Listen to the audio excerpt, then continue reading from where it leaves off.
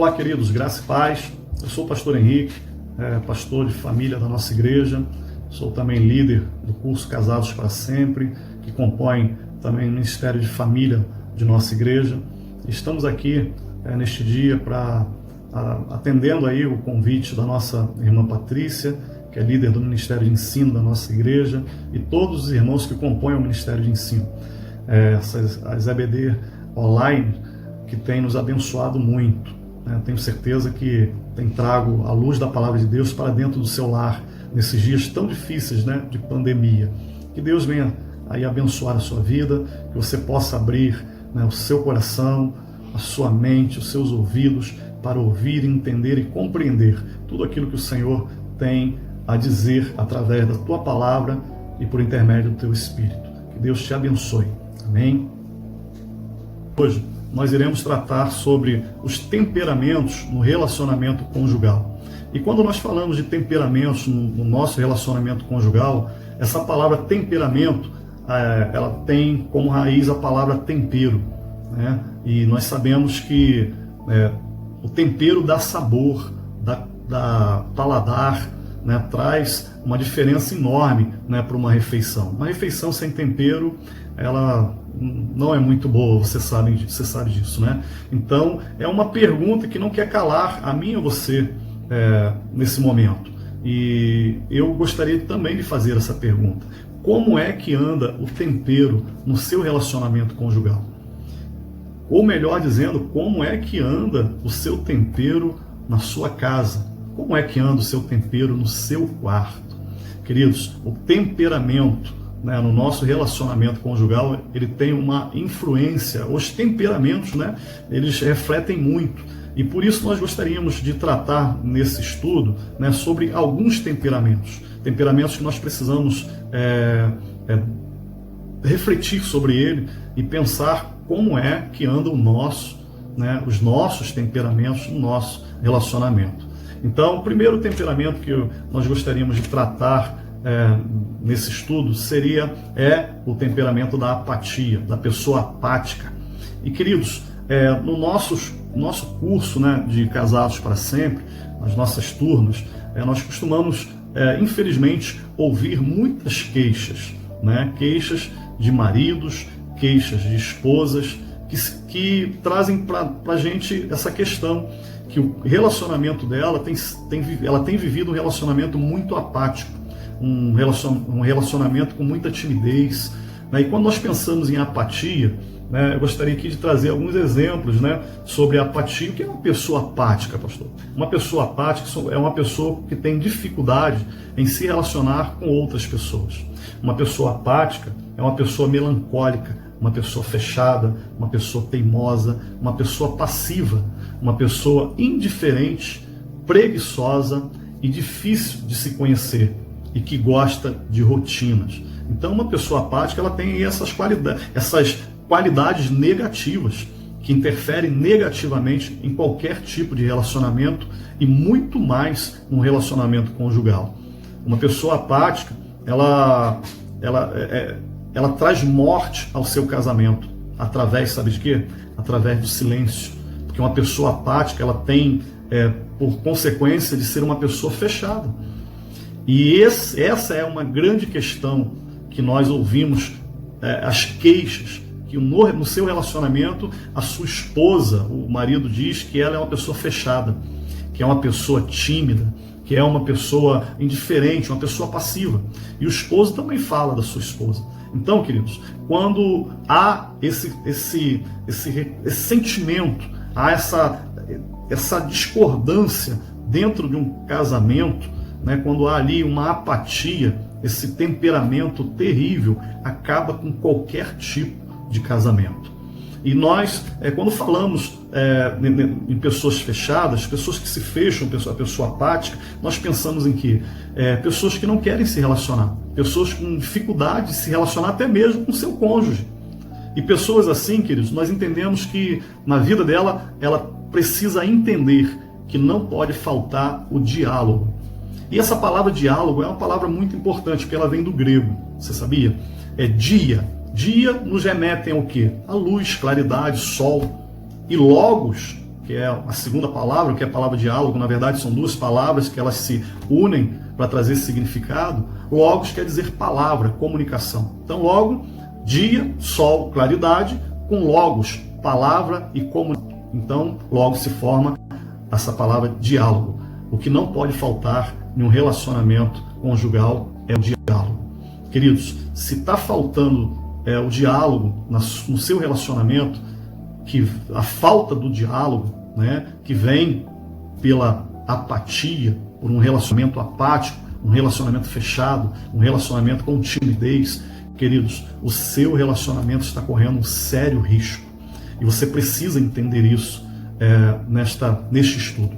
E, queridos, e quando nós pensamos essa falta de diálogo, essa falta de abertura, né, quando a pessoa se fecha e não se abre um para com o outro, nós pensamos em quê? Eu penso justamente no primeiro milagre que Jesus realizou. Você sabia que o primeiro milagre que Jesus realizou foi nas bodas de Caná, né? Que está lá em João, no Evangelho de João, capítulo 2. Interessante que Maria, quando ela percebeu que havia acabado o vinho, o que Maria fez? Ela prontamente foi até Jesus e falou: olha, não tem mais vinho. E o que Jesus fez? Ele ouviu, compreendeu e respondeu a Maria. Logo, Maria foi ao serviçal, aos serventes, aos serviçais. E ela chega para o servente e diz: olha, fazei tudo o que o mestre mandar, tudo que Jesus mandar. E o que os serventes fizeram? Os serventes ouviram, entenderam, compreenderam e responderam. Por quê? Porque ele foi falar com o chefe dos garçons, com o mestre sala. Levou ali para o maître o problema. E o que o maître fez? Ouviu, compreendeu, entendeu e agiu. E logo, querido, quando houve essa comunicação, quando houve um diálogo entre as partes, então aconteceu o quê? O tanto sonhado milagre para aquele casamento. Porque sabemos que um casamento sem vinho, principalmente naquela época, quando acabava o vinho, acabava a festa, acabava a alegria, acabava a confraternização, e Jesus ali promoveu um milagre. Então, meu irmão, o que eu quero trazer para você nesse estudo é que você traga, minha irmã, para o seu relacionamento conjugal o diálogo. Que você lance por terra toda a apatia, toda a timidez, todo o fechamento, toda a passividade, toda a indiferença. Que você possa sair da rotina, não permitir que a rotina faça parte da sua vida e do seu relacionamento conjugal. Amém? Um segundo assunto que nós gostaríamos de tratar também com você é sobre a ira. Esse sentimento, ele tem destruído literalmente os casamentos. A ira, onde ela se instala, né, através desse, que é um temperamento destruidor, avassalador, meu irmão, é uma coisa terrível. E o que nós gostaríamos de falar sobre ira? Primeiro vamos entender o que é uma pessoa nesse estado, né, de ira. É uma pessoa que tem um sentimento intenso de ódio. Uma pessoa que traz consigo mágoa, rancor, que normalmente é contra uma outra pessoa, obviamente. E é gerado por ofensas, dando origem a uma situação agressiva. Então, queridos, primeiro nós temos que entender que a ira, primeiro, ela vem com ofensas. Ofensas verbais, né? O esposo não procura entender a sua esposa, que muitas das vezes também não colabora através de um diálogo, e às vezes ela quer dialogar e ele não quer entender, e assim vice-versa, não quer ouvir, e não permitem, né, que a comunicação faz parte do seu relacionamento. E o que acontece? Acontece que a ira se instala, e então a agressividade verbal. E, queridos, quando a agressividade verbal faz parte do nosso relacionamento conjugal, é uma coisa terrível, porque a ofensa, ela nos fere, a ofensa, ela destrói qualquer casamento, uma ofensa verbal. E não vamos falar aqui de ofensa, né, física, por enquanto. E quando nós olhamos uma pessoa irada, nós olhando para a Bíblia, a gente vai pensar em quem? Eu gostaria de pensar com você sobre Moisés. Você lembra quando Moisés ele desce do monte com a única Bíblia que Deus escreveu, escrita pelo próprio Deus, que foram os 10 mandamentos, Moisés, ao descer do monte, e quando ele se depara com aquela situação, aquela festa que estava acontecendo ali no arraial, os israelitas ali, eles estavam adorando ao bezerro de ouro. Moisés olha para o seu irmão, que ele deixou ali tomando conta do povo, né? Era o seu sucessor enquanto ele estava no monte, era o líder daquele povo. E ele, quando vê aquela situação, o povo adorando aquele bezerro de ouro que eles construíram na ausência de Moisés, o seu irmão fazendo parte de tudo aquilo, o que Moisés faz? Moisés, ele não mede esforços. Moisés, ele não para fazer conta. Ele pega e quebra a única Bíblia que Deus escreveu. Tudo isso por quê? Porque ele estava ali dotado de um sentimento de ira, um sentimento de ódio, de raiva. E ele então comete essa grande bobagem. Meu querido, assim é com a vida de um casal, quando ele não faz conta antes de tomar tal atitude. Quando nós nos deixamos ser levados pela ira, nós quebramos tudo aquilo que Deus também escreveu para as nossas vidas, que é a nossa família, que é o nosso relacionamento até que a morte nos separe. Então, tome cuidado com esse sentimento tão destruidor, sentimento tão maldito, que é o sentimento da ira. Que Deus possa te visitar a todo momento, né? Ali que o Espírito Santo possa se manifestar dentro de você, que você possa parar e fazer conta, sim. Fazer conta que uma atitude sua grosseira, uma atitude sua sem medir esforço, sem fazer conta das consequências, podem destruir o seu casamento, destruir a sua família e, por que não, destruir a sua vida. Então, que Deus livre de você, que Deus te livre da ira descontrolada. Amém? Um outro assunto que eu também gostaria de tratar rapidamente, um outro sentimento, um outro temperamento terrível é o ciúme. Queridos, o quanto isso acaba com o relacionamento conjugal. O ciúme é uma coisa terrível. E é comum nós vermos casais que vêm até nós, que não, principalmente nos nossos cursos, que não estão aguentando mais um tamanho ciúme, né? Que é um sentimento maléfico demais. E o que é o ciúme? O ciúme é uma complexa reação psicológica de defesa, que acontece na tentativa de tentarmos manter uma relação considerada importante, seja ela familiar, afetiva ou entre amigos. O sentimento costuma trazer insegurança e sensação de paranoia, causada pela possibilidade de uma traição ou término de um vínculo importante. Olha só, queridos, o quanto é destruidor esse sentimento, né? É um sentimento que nos traz muita insegurança. O que é o ciúme? Nada mais que uma falta de segurança, né? Uma falta de você confiar em si mesmo. Queridos, e quando nós olhamos também para a Bíblia, nós vamos ver inúmeros exemplos. Por exemplo, Saul, né? Saul, durante a sua vida inteira, ele perseguiu Davi por causa do ciúme. Durante toda a sua vida, ele tentou matar Davi por causa do seu ciúme. E ele só não conseguiu porque Deus não permitiu. Deus guardou a vida de Davi. Queridos, porque o ciúme descontrolou, deixou, a Bíblia fala que o ciúme de Saul foi tão grande que o deixou louco. Ele agia como louco, ao ponto de perseguir Davi em todas as colinas, cavernas, nos vales, juntava os exércitos, abandonava a cidade para ir atrás de Davi. Tudo isso por causa do ciúme. Então, você possa entender o quanto esse sentimento é maligno para as nossas vidas conjugal, né? Para as nossas vidas conjugais, melhor dizendo. Então, queridos, que você possa entender, que você possa medir e pedir a Deus que Ele arranque de dentro do seu relacionamento esse sentimento de ciúme, que é um sentimento tão ruim, tão perverso, que nos leva a cometer tantas bobagens, não é verdade? E quando nós também olhamos para a Bíblia, um outro exemplo que levou à morte foi o caso de Caim e Abel, né? Ali, Caim, por um ciúme, né? Ele acabou matando seu irmão. Por inveja e por ciúme, obviamente, ele matou o seu irmão. Ou seja, diferente do caso de Saul, que ele perdeu a sua vida inteira, ele deixou de curtir o seu reinado, ele deixou de curtir a sua família, ele deixou de governar para perseguir por ciúme.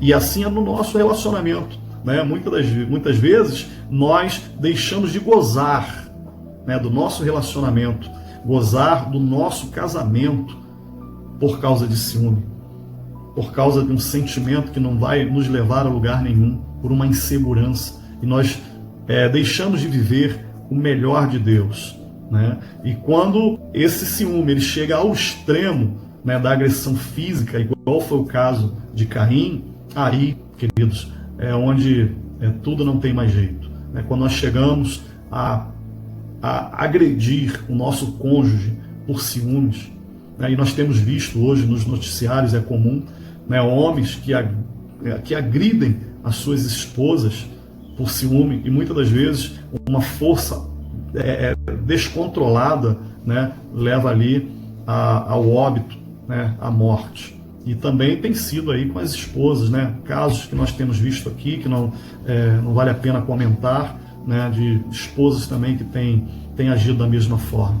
Então esse sentimento, querido, de ciúme, ele não deve fazer parte da vida conjugal de um homem e de uma mulher de Deus, né? Que nós possamos pedir a Deus que Deus nos livre, né, da ira, nos livre do ciúme, nos livre da apatia, nos livre de todos esses sentimentos que acabam arruinando um bom relacionamento conjugal, que é aquilo que Deus desenhou, escreveu para mim e para você, né? Que nós possamos não fazer como Moisés fez, destruir aquilo que Deus escreveu, que é a nossa história, que é a nossa família, que é o nosso amor para com o nosso cônjuge.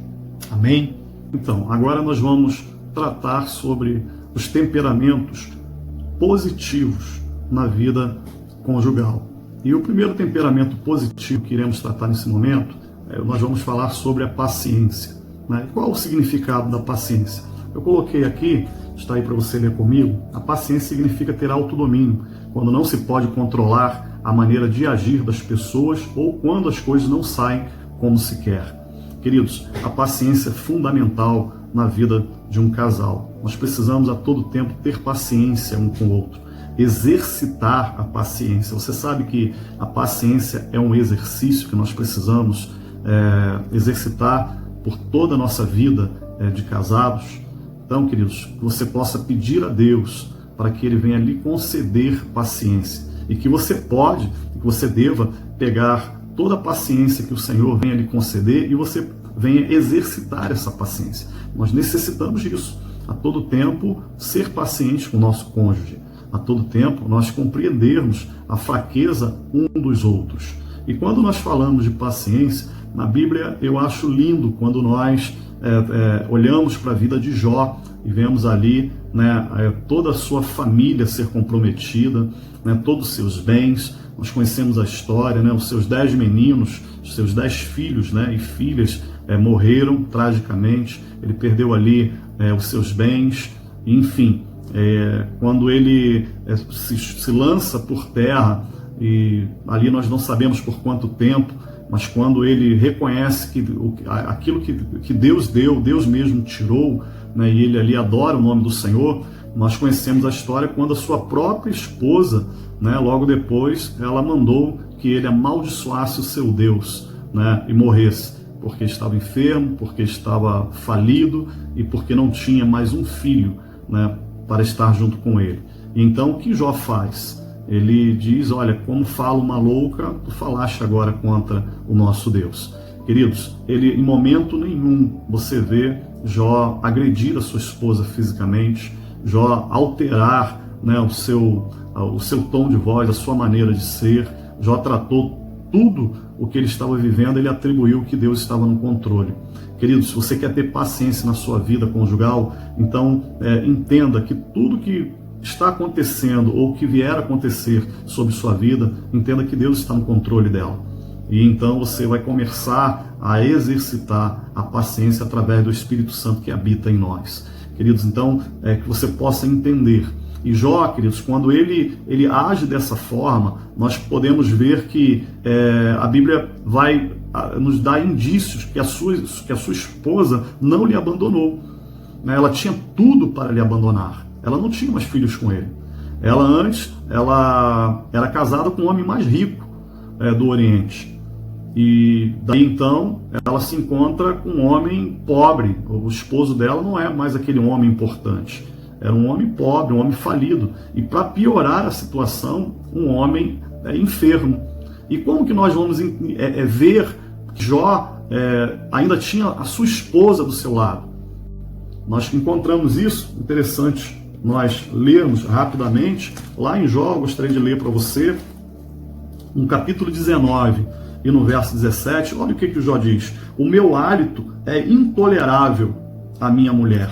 Nós sabemos que Jó, as suas chagas, os seus furuncos, ele deu até dentro da sua boca, ao ponto dele dizer que o hálito dele, que Jó estava podre.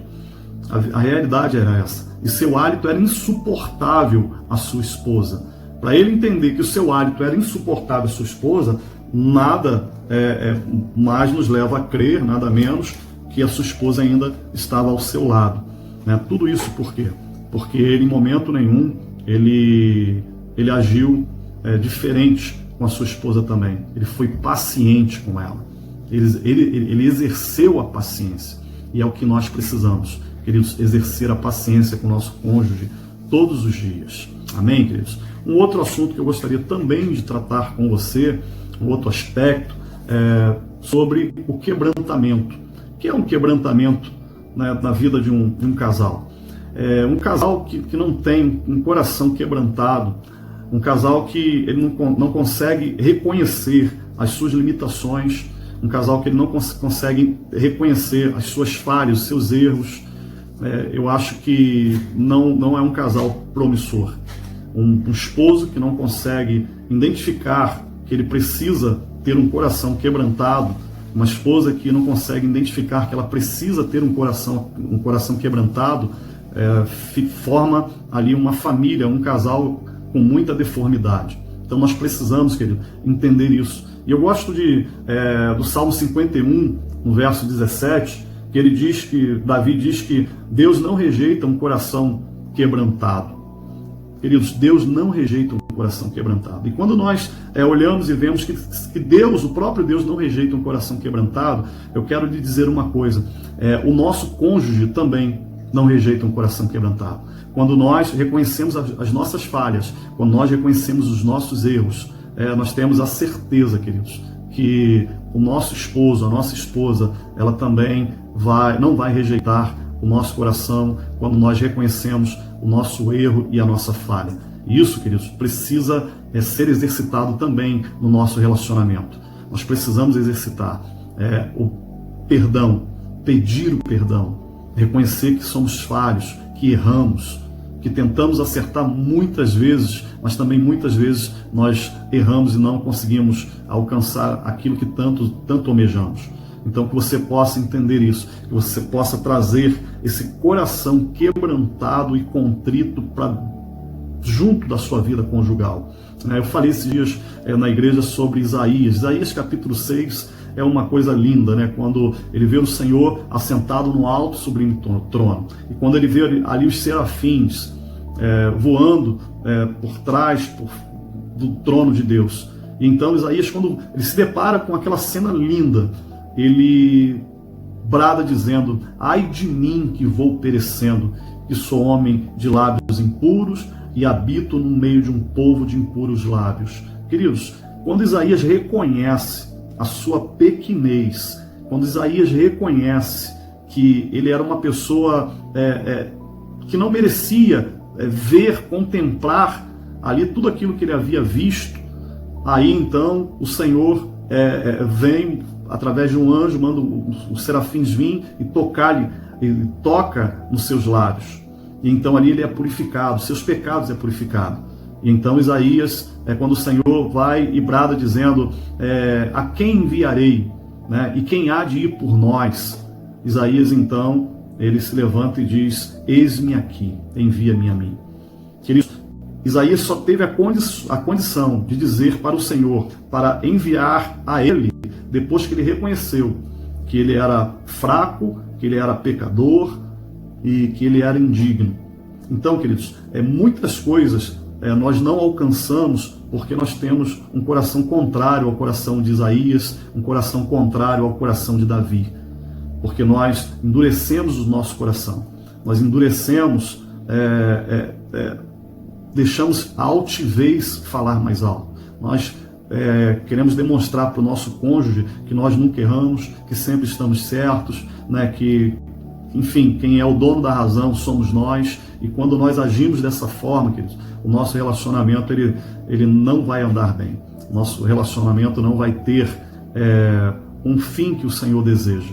O que Deus quer, querido, que você como marido e você como esposa tenha sempre um coração quebrantado e contrito, porque um coração quebrantado e contrito o Senhor não rejeita, e certamente o seu cônjuge também não vai reconhecer, não vai rejeitar quando você reconhecer que você é falho sim, que você é pecador sim, que você é dotado de deformidade, que você precisa ter um caráter revestido pelo Senhor, que você precisa a cada dia ser renovado através do Espírito de Deus, que você precisa a cada dia buscar a face do Senhor para que você venha melhorar a sua vida conjugal. Amém, queridos? Um outro aspecto também que nós gostaríamos de falar, não menos importante, é sobre a comunhão, né? E eu gostaria de encerrar com este assunto.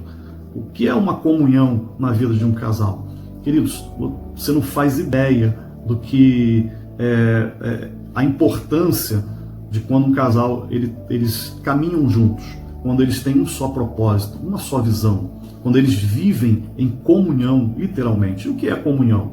A palavra comunhão vem de koinonia, que é uma palavra de origem grega, que significa comunhão.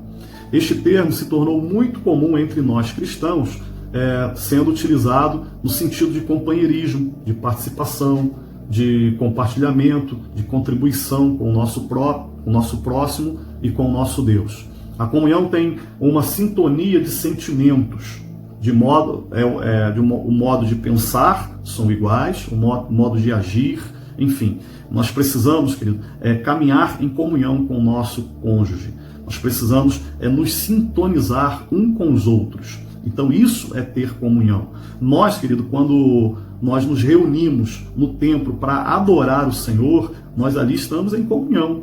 Por quê? Nós estamos em comunhão? Porque nós estamos ali reunidos com um só propósito, com uma só visão. Nós nos reunimos para adorar um só Deus, o mesmo Deus. Então, queridos, não é diferente na vida de um casal. Quando nós entendemos que nós casamos, nos unimos para viver em comunhão, para ter um só propósito. E qual é o nosso propósito como casal? O nosso propósito é de sermos felizes, de trazer alegria e felicidade para dentro do nosso lar. E nós só iremos conseguir isso através de uma boa comunhão. Quando nós temos o mesmo modo de pensar, o mesmo modo de agir. Pastor, mas isso é impossível. Não, queridos. Não se nós buscarmos essa comunhão no Senhor. Não se nós reconhecermos que nós precisamos caminhar em comunhão. E eu gostaria de encerrar com você um texto que eu acho muito interessante da palavra de Deus, que está lá em Gênesis capítulo 11, no versículo 6. É um texto que nós conhecemos bastante, que diz o seguinte: o Senhor diz, eis que o povo é um, e todos têm a mesma linguagem. Isto é apenas o começo. Agora não haverá restrição para tudo o que intentarem fazer. Queridos, o próprio Deus, ele olha para o povo ali quando eles estavam construindo a Torre de Babel, e então o versículo, para complementar, o texto continua dizendo o seguinte, versículo 7, vinde, o Senhor fala, desçamos e confundamos ali a sua linguagem, para que um não entenda a linguagem do outro. Olha aí o Senhor falando sobre a Trindade, interessante, né? Vinde e desçamos, Pai, Filho e Espírito Santo, para confundir a linguagem deles, para que um não entenda a língua do outro. Por quê, querido? Porque o povo estava construindo, edificando uma cidade de uma maneira errada, construindo uma torre com um objetivo errado. E então o Senhor olha para ele e fala, Olha como o povo tem progredido. Olha como o povo, mesmo com uma visão equivocada e errada, eles têm avançado. Então, o que nós precisamos fazer? Nós precisamos deter esse povo. Então, vamos descer, Deus Pai falando com o Filho e com o Espírito Santo, e vamos confundir a linguagem deles, para que eles não entendam um a língua do outro, e então cesse de edificar a cidade. Queridos, se o próprio Deus entende que quando nós caminhamos em comunhão, quando nós caminhamos com a mesma linguagem, o próprio Deus entende que quando nós agimos dessa forma, não há nada que vá e possa nos impedir. Se o próprio Deus entende isso, por que nós não paramos para entender da mesma forma? Queridos, que você possa entender, você esposo, você esposa, que quando vocês estão em comunhão, quando vocês falam a mesma linguagem, quando vocês se entendem ao ponto de viver essa plenitude da comunhão no seu lar, queridos, não há nada que possa lhe impedir, não há restrição. Você terá uma família feliz, você conseguirá conquistar tudo que você almeja, você terá uma vida plena diante do Senhor. Você terá uma vida conjugal transformada pelo poder da palavra do Senhor. Porque a palavra de Deus nos garante isso. Quando você vive em comunhão com seu cônjuge, não há nada que possa impedir. Tudo que vocês intentarem fazer, vocês vão alcançar êxito da parte do Senhor. Então, queridos, que você possa entender isso, que você possa viver a plenitude de tudo que o Senhor deseja para a sua vida conjugal. Que Deus venha te abençoar rica e abundantemente. Que o Senhor abençoe e guarde a sua casa. Que o Senhor abençoe e guarde a sua vida conjugal. Que o Senhor derrame as mais ricas bênçãos sobre a vida de vocês. Em nome de Jesus. Amém? Fiquem na paz.